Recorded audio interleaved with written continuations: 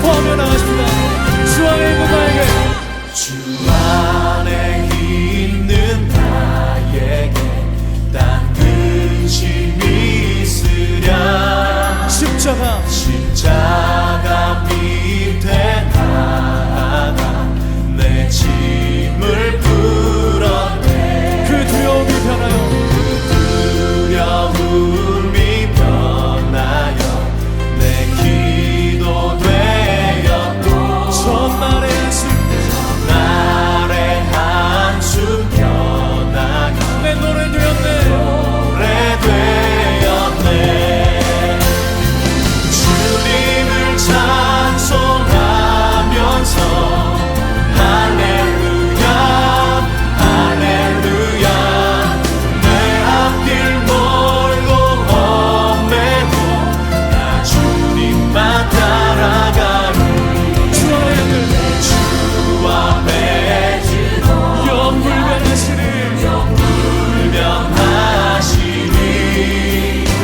그 날아가기까지는 늘 보호하시네. 주님을 찬송하면서 할렐루야 할렐루야. 내 앞길 멀고 험해도 나 주님만 따라가. 주님을 찬송하면서 할렐루야 할렐루야. 내 앞길 멀고 험해도 나 주님만 따라가리. 내 앞길 멀고 험해도.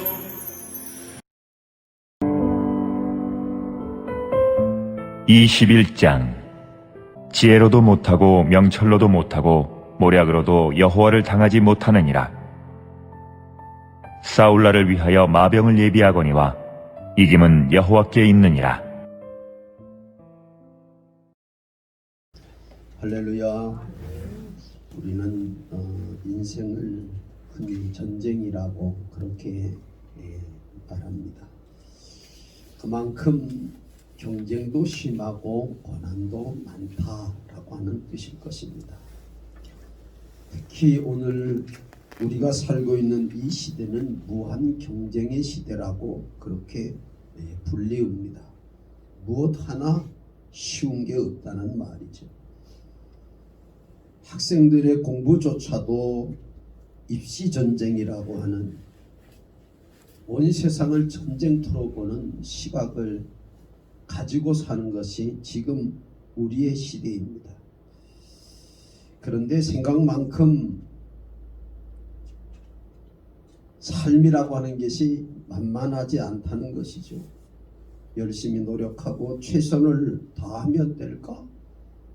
그러나 결코 그렇지 않다는 것입니다. 열심히 살기만 하면, 잘 된다고만 하면, 그냥 열심히 살아가면 되니까. 그러나 현실은 열심히 산다고 해서 모든 것들이 다 풀려지는 것은 아니라는 것입니다. 열심을 다하고 최선을 다하고 땀과 눈물을 쏟았지만 실패하는 사람들이 우리 주변에는 많이 있습니다. 그런 인생살이를 어떻게 지혜롭게 살아가야 할 것인가를 오늘 본문은 우리에게 가르치고 있습니다.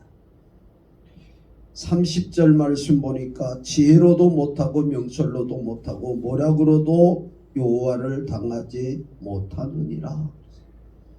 여기 지혜나 명철이나 모략이라고 하는 이 세 단어는 비슷한 단어이죠. 비슷한 말입니다. 성공을 위한 인간의 노력이나 방법을 가르쳐서 말하는 단어입니다. 그러나 그것만으로는 인생을 승리하기에 역부족하다고 하는 것이죠. 우리 말에 뛰어봤자 벼룩이라고 하는 말이 있습니다. 벼룩은 자기 몸에 200배를 뛴답니다. 엄청난 높이뛰기 선수이지요. 사람은 2m, 보통 사람은 2m도 뛰기가 어려울 겁니다. 그런데 이 벼룩은 200배나 뛰지만 그 크기가 너무 작기 때문에 200배를 뛰어도 별거 아니라고 하는 그런 말이죠. 하나님 없이 사람이 아무리 발부둥 쳐도 성공할 수 없는 것이 인생살이라고 성경은 말씀합니다. 시편 127편 1절 2절에 여호와께서 집을 세우지 아니하시면 세우는 자의 수고가 헛되고 성을 지키지 아니하면 파수꾼의 경성함이 헛사로다. 너희가 아침 일찍 일어나고 늦게 눕고 수고의 떡을 먹는 것이 헛되다. 이 말씀은 인간이 아무리 노력하고 심지어 근년 성실한다고 할지라도 하나님이 없는 삶은 성공 같으나 실패라, 그렇게 말씀합니다. 이렇게 말하면 간혹 예수 믿지 않는 사람도 얼마든지 잘 살고 성공하는 사람들이 더 많다고 말하는 분들이 있습니다. 여러분, 그렇습니다. 그러나 성경은 그것은 진짜 성공이 아니라고 하는 거죠. 누가복음 12장 16절에서 20절 보면 어리석은 부자의 이야기가 나옵니다. 그의 농사를 지어서 소출이 너무 풍년이 들었어요. 자기가 기존에 가지고 있던 창고로 그 모든 곡식을 다 쌓을 수 없을 만치 넘치는 추수를 하게 됩니다. 그 부자가 가을 거지를 끝내고 난 다음에 이렇게 말하죠. 자기 심중에 말해, 야, 이제는 놀고 먹고 편안히 지나도 되겠구나. 그때 하나님의 음성이 들립니다. 어리석은 부자야, 오늘 밤에 내가 내 영혼을 불로 가리니 그리하면 내 쌓아둔 것이 무엇이 되겠느냐. 요즘 말하면 이만큼 성공했으니 이제는 그냥 편안히 먹고 마시고 얘기나 즐기고 세상 재미에 빠져서 살아가면 되겠다고 말하는 그에게 하나님 말씀합니다. 하나님 없는 삶, 하나님 없는 부요함은 성공 같으나 실패라고 하는 것이죠. 영원 구원 없는, 구원받지 않는, 하나님의 은혜 안에 살지 않는 삶은 결코 성공이 아니라고 말씀을 합니다. 마태복음 16장 26절에 만일 온 천하를 얻고도 제 목숨을 잃으면 무엇이 유익하겠느냐, 그렇게 말씀을 합니다. 예수 그리스도를 믿고 구원받아 하나님의 자녀가 된 이 놀라운 축복보다 더 큰 축복은 없다고 우리에게 말씀을 하고 계시는 거죠. 성도들은 늘 우선순위를 바로 하고 살아야 됩니다. 주님 없는 성공은 결코 성공이 아닙니다. 너희는 먼저 그의 나라와 그의 의를 구하라. 그리하면 이 모든 것을 너희에게 더하여 주시리라. 여러분, 저와 여러분이 믿음의 부자가 되기를 주의 이름으로 축원합니다. 믿음의 부자가 돼야 돼요. 성경은 영혼이 잘된 같이 범사가 잘되고 강건함이 진정한 하나님의 축복이라고 말씀을 합니다. 내가 어떤 방법이든지 많이 모으는 것이 그것이 성공이 아니라는 거예요. 믿음의 부자가 진짜 부자. 먼저 그의 나라와 그의 의를 구하는 자들에게 하나님은 나머지 삶을 덤으로 주시는 분이라고 우리에게 말씀을 하시죠. 여러분, 인생의 승부는 하나님의 손에 달려있는 줄로 믿습니다. 31절 말씀, 인생의 승부는 하나님께 달려있다는 거예요. 인류의 역사와 인간의 생사화복이 하나님의 손에 달려있다. 우리는 이 사실을 확실히 믿는 신앙이 필요하다는 것입니다. 이런 신앙을 절대 주권, 하나님 절대 주권의 신앙이라고 말합니다.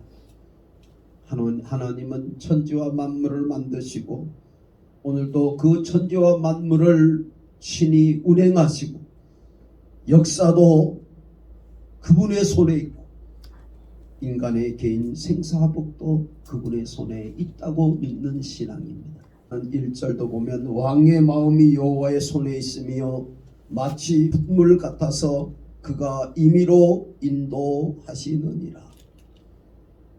왕의 마음도 하나님의 손 안에 있다.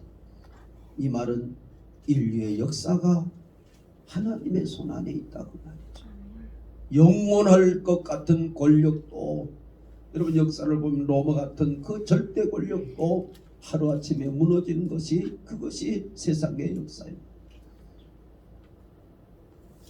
인간의 생사하고 하나님의 절대 주권 안에 있는 줄로 믿습니다. 이것이 절대 하나님 절대 주권 신앙. 나의 생사복이 그분의 손에 있다. 내가 살고 죽음이 그분의 손에 있고 내 성공과 실패도 그분의 손 안에 있다고 믿는 것, 하나님 절대 주권의 신앙이에요. 물론 인간의 능력과 노력도 중요합니다. 그럼에도 불구하고 인생의 성공을 위한 그냥 한 가지 요소에 불과하다. 부수적인 요소에 불과하다. 우리가 땀 흘리고 최선을 다하는 것, 그건 부수적인 역할이라는 것. 그것 가지고만 결코 성공하는 게 아니라는 것. 내 지혜를 다 짜고 내 경험을 다 짜고 우리의 수단과 방법을 다 한다고 해서 성공하는 게 아니라는 거예요. 하나님이 함께 하셔야 되는 줄로 믿습니다. 인간의 땀과 수고와 노력은 필수 조건이죠. 그러나 충분 조건은 아니라는 것. 그것만으로 다 되는 건 아니라는 그 말이에요. 그것만으로는 부족하다는 거죠. 그것을 이루는 분은 하나님의 손 안에 있다고 말이죠. 그래서 우리 하나님은 역전 인생의 드라마를 쓰시는 분인 줄 믿으시기 바랍니다. 여러분, 우리 인생에 역전 드라마를 쓰시는 분 하나님이세요. 하나님이세요.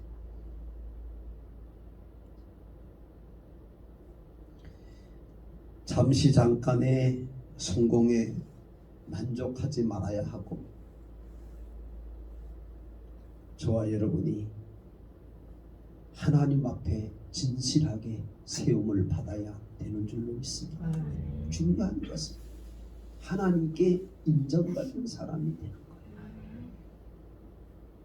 하나님의 절대 주권의 신앙, 생사복이 그분의 손에 있다고 믿는 신앙, 오늘 본문 말씀처럼 싸움의 날을 위하여 마병을 예비하거니와 많은 군사를 모으고 좋은 장비를 가지고 좋은 전략을 짜는 것으로 우리는 생각을 하지만 성경은 말씀합니다. 이김은 하나님께 있다. 다윗이 골리앗과의 싸움터에 나가서 한 말이 뭡니까?